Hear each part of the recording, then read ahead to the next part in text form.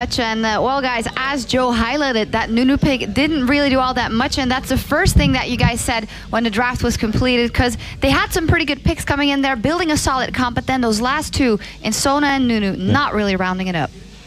Yeah, I'm not really sure what the Nunu was supposed to do at all. I mean, Nunu doesn't have very good synergy with a Corki, for instance, and at the same time, how are you going to use it with the Zed or Rumble? They banned out two junglers, Lee Sin and Jarvan themselves, and they wanted to first pick the Zed, which was okay because they got the Zed first pick. But if you only have Nunu left as a jungler in this situation, it just didn't do anything. I mean, you do have the potential to counter jungle. The problem is, you didn't have lanes who would be able to shove early on. I mean, LeBlanc Zed, they grew fairly even in the early stages. And obviously Maokai in the top lane, as we talked about, the very first few levels, Maokai can actually push the lane in here. So you cannot invade on the Nunu, you just die, and it just ended up doing absolutely nothing. Yeah, completely agree. I mean, there's nothing to add. I mean, there's nothing that didn't work.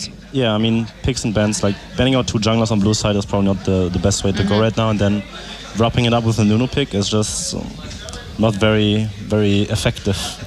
That's one way to put it. I mean, he didn't do anything, let's be honest. He just didn't do anything. No deep wards, just farming his own jungle, taxing mid lane, and that's like the only thing I saw. And then basically, yeah, I mean, so we had a good combo on the other side for Dignitas here where they basically predicted or had a plan going in from the start. As soon as Zed was locked in, they went for Maokai Rengar, so they had a lot of engage going into a lot of pick potential as well. If Zed is split pushing, which we saw multiple times in the game, whenever he tried to split push, we just saw an engage, and the team ended up dying, and Zed tried to run in way too late, couldn't do anything. And then also, they didn't pick the Corki, which has been the #1 AD carry pick, simply because, okay, if you want the Sivir with the Rengar, with the Maokai, so we let them go Corki, we take the counter pick in lane at least. They just ended up playing the bottom lane wrong from their side. Core JJ and Kiwi Kid. When you play that matchup, all you do is you push the lane 24/7. Corki and Zona, if they use abilities to push the wave back, they suddenly don't have any poke left because Zona uses the Q and Corki uses the Q.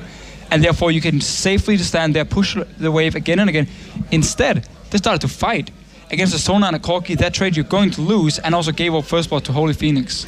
Yeah, because it did start off really well with the deep wards, but then... I mean, while it also went horrible in the picks and bans and Nunu didn't do anything, we have to actually give credit to Ace, I think. They played the early game pretty good for their part. I mean, they had like bot lane first blood, and then Corki was like 2-0, Triforce BF. Then they actually managed to group up mid lane and took the tower, which was really like advanced level gameplay, I have to say. You know, it's like super good. Hey, the Nunu helping out there, anyways. I mean, he's taking blood boil, I guess. Yeah, he gets blood boil, so yeah. There you go, I'm helping. But yeah, Nunu got caught out, and then they got the dragon in return, and then that's where the game kind of completely snowballed into the other favor. And then Rengar, 2-0 or something at this point, already super fed. He went to 2 damage items because he already got the super tank in the top lane with the Maokai doing well.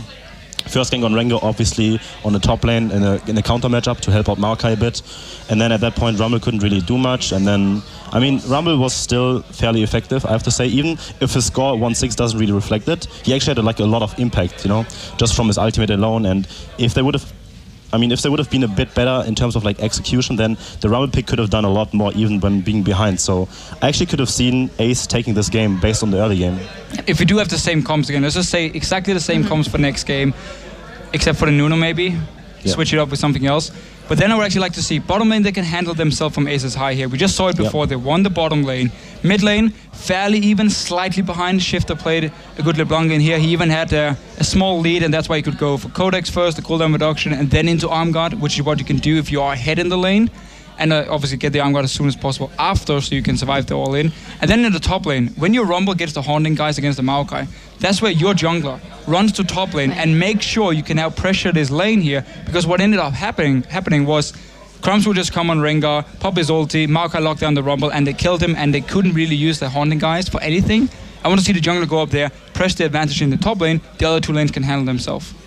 So actually, I think Zed did actually fairly well in mid lane, to be honest. I mean, I expected Shifter, despite being like, let's say, a better player, more established player, I think he could have crushed him, let's say. But Zed hold his own, but he did a wrong item build in my opinion. If he would have went Brutalizer, like Cutlass, those 2 efficient items over like this buy, then I think he would have maybe punished LeBlanc a bit harder.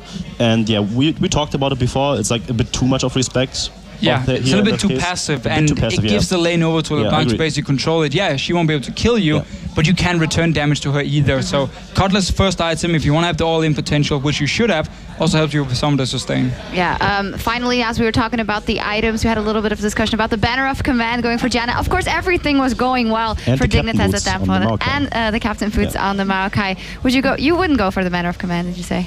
I mean, in this case, I would have probably like if the Well, in this case, you could have built. Well, you could have built sort of the Divine Janna and just creep it now, but rest in peace. I just think that I mean, Banner of Command obviously a strong item simply because if you have Baron and the minion gets the range on the tower, then it's super hard to actually kill that minion. And the only way you kill that minion is like with magic damage.